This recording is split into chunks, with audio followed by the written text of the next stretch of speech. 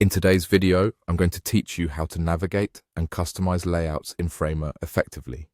Framer is a powerful tool for creating interactive designs, and mastering its layout features can significantly enhance your workflow. So let's dive in and see how we can make the most of it. First off, let's open up Framer. It doesn't matter whether you're on a Mac or a PC, just go ahead and launch the application from wherever it's stored on your computer. Once Framer is open, you'll want to open your project.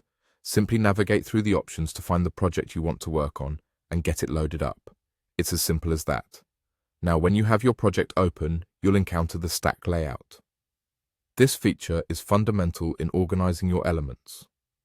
Within this stack, one of the first things you can do is adjust the direction.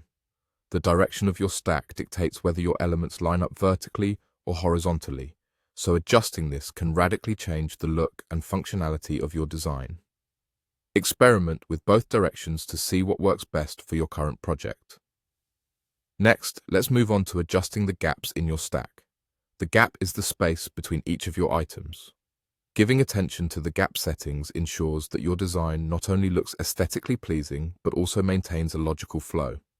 You can easily tweak the gap to see what looks and feels right in your stack layout. At this point, let's notice something interesting. You'll see that the current layout is in stack mode, and right beside it, there is an option to click grid. Changing from a stack to a grid opens up another realm of possibilities.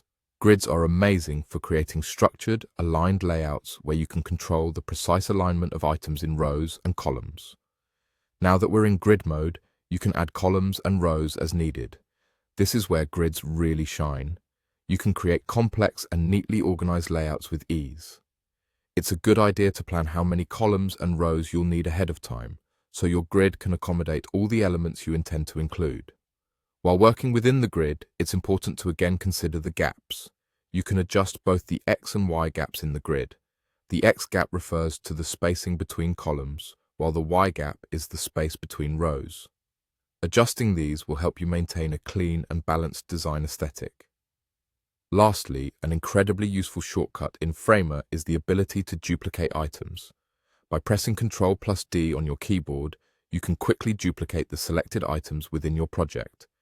This can save a lot of time, especially when working with recurring elements. And there you have it.